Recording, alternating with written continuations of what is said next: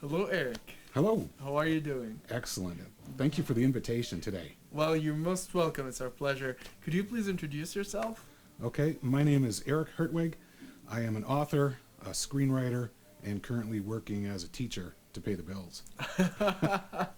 Unfortunately, we all have to pay the bills, right? Exactly. Yeah. Eric, so you have a script, right? Correct. Yeah, participating in the competition. Yep. Let's what it's about. So the script is called Island in the Sand, Mm. and it takes place in the 1860s. 1868 is the start. And it is all of the events that take place that lead up to the Indian Wars of the 1870s, which ended at Wounded Knee. So Island in the Sand is actually a chapter in an autobiography by Colonel Forsyth, who was a participant in the battle at it's on the Erie River in Colorado, so not too far from Rye, Colorado. Okay, cool. So it's interesting because we had a lot of scripts in the competition, but not all of them are historical. Yours is historical. So I've read the script, and there are like many characters, and all of them are well, I would say, scripted and are well.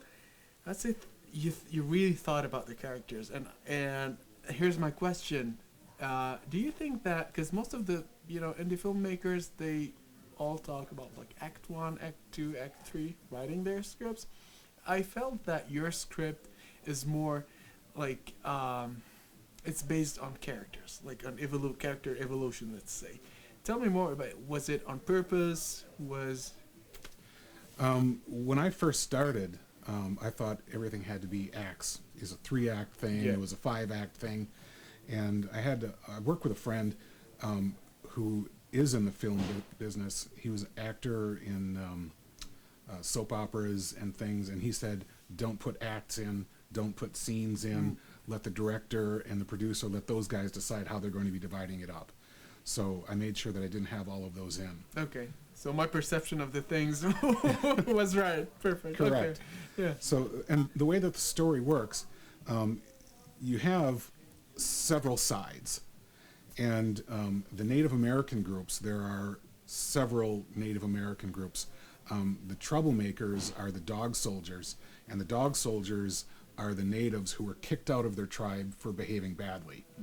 And then the main group of natives are the Southern Cheyenne, and they signed a treaty a few years before. The United States government said, this is going to be a line you cannot cross. And the brilliant idea, they put a railroad right where that line is. So the Southern Cheyenne were south of the railroad, and north of the railroad is where the buffalo were. So they were cut off from their native hunting lands, and they were depending on the U.S. government to deliver supplies, needed supplies, blankets, food and stuff to get them through the winter, and it wasn't coming in because the U.S. government takes a long time to do what it is that they do. So as they're slowly starting to starve, the dog soldiers are starting to attack farms, steal cattle and food, grain, everything, and then they bring it to the Southern Cheyenne, which makes them look guilty. And there's a buildup. The farmers are complaining to the governors, and the governors are complaining to the senators, and then the president is hearing about it, and then he contacts the military in Kansas and says, we've got to do something. Find out who specifically is responsible. So they hire 50 scouts, and all of these scouts, the majority of them, I would say 47 of them, are Civil War soldiers. So they know how to fight. They start following the tribe to find out who it is, who they're fighting. It ends up being that there are several tribes that have gotten together by the time that the battle happens that this is leading up to. Okay. And here's my question. So since it's not based on like Act 1, Act 2, Act 3, how did you draw the conclusion? Like how the conclusion made sense for you? When I graduated college, my professors told me, you are now a trained researcher. And that's what it was. I went to libraries. I started pulling documents. I contacted railroads. I contacted as many organizations as I could. The Jewish Archives in New York was one of the places I contacted because the youngest member of the Scouts was Jewish, and he wrote a journal So I had his journal. I had the information from Colonel Forsyth of his recollections. I know who was in each battle, and it's just piecing it together. What did they have to say to each other in order to get them to the next step? Oh, So it's wow. putting all of the pieces Yeah. together, and it took me a long time. Yeah. Every name that is on the character list Yeah. is an actual historical person, Okay. Wow. verifiable in Because history. we've There's read. over Yeah. 50 people. Wow. Okay. How much time? How much research? There was a great deal of research that went into it. I spent probably 2 years just in the research stage.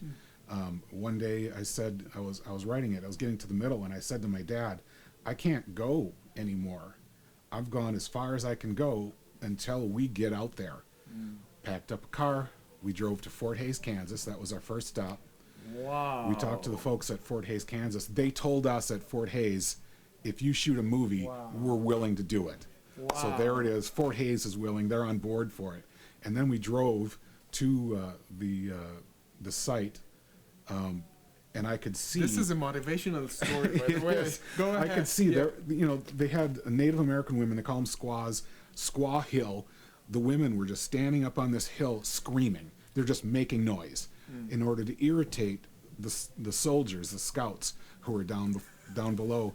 And when I read the information from Colonel Forsyth, he was saying that this group, guys on horses came from this direction, and guys who were running came from this direction. You could stand there. There's a monument there right now, and you could look in the directions, and you could see this happening when you're standing there. So it was advantageous to get to the site Yeah. to see what it was that was happening on site, and then once that happened, I was able to put everything else together. Perfect. Did you hear this? This is amazing, actually. This is amazing.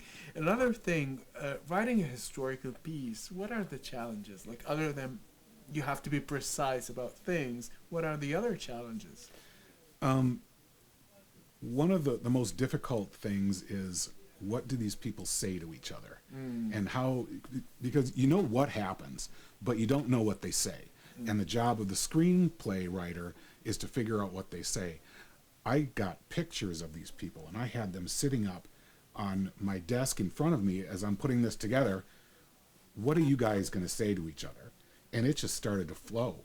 So when I had the pictures of them, I knew what backgrounds they had. I knew what angered them. Wow. I knew what their triggers were, and it's putting the words in their mouths. Wow. Erik, I have to be honest. This is one of the best things that I've heard this weekend. Excellent. Yeah. Wow. This is what I'm going to do personally. So I'm going to take pictures of my future characters and just look at them and imagine. Wow, this is amazing. Yeah, I'm going to call it the Erik technique. It's effective. Yeah. It really, really works. Yeah. Cool. This is amazing. One last question.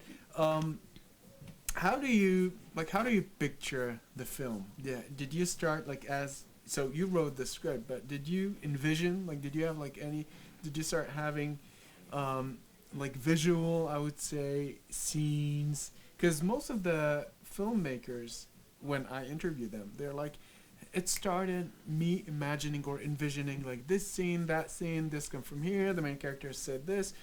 But now here we have a script, a solid historical script. Did the envisioning thing happen before, after, during? All of the above. All of the above. Okay. So the Jewish character, he's a 19-year-old boy, and he was a newspaper salesman. So hear ye, and all of that stuff. He was selling newspapers on the bases, and he was selling newspapers in the towns. So when I found that out, and I knew he was selling papers, I could envision where he would be in order to get him involved, because the military did not want him. It was the guys who were the scouts. They wanted him to go because for them he was their comedic tool. It was the one that they were going to make fun of. He couldn't ride a horse. Okay. But they would say that he could ride a horse in order to get him on board. He had experience with a gun, but only shooting at wolves and coyotes, never shooting at people. So they originally brought him on board as a joke, and then he's the narrator going forward and telling the story of everything. So as far as scenes and stuff, I knew where the battles were going to happen. I knew where the engagements were going to happen. So that I could envision. But otherwise, with characters, there were two separate groups of characters that left the island, or the sandbar, actually, in order to try to break through the Native American lines and get help. I knew the second group was the one that got through and got help first. So what was it that caused the first group to have troubles? So I had them engage. They had to hide because the Native Americans were coming, so they had to hide under a dead buffalo carcass or whatever. And then they got sick drinking bad water. I had to come up with things to slow them down. Oh, okay. So that was the biggest struggle as far as scenes, was what was I going to do to make it difficult for them. Okay. Difficult, and it seems natural. Erik, it was really a pleasure talking to you. Thank you. It's so interesting. Like I took some notes for myself. And so this interview is going to be broadcasted on our YouTube channel, which is We Film Festival, and our social media as well. Well, I cannot wait to see the movie. Well, I hope we find somebody who's going to shoot it. Yeah. Maybe us. No, I'm just All right. Cool. Thank you, Erik. All right, thank you. It's been a pleasure. Yeah, thank you.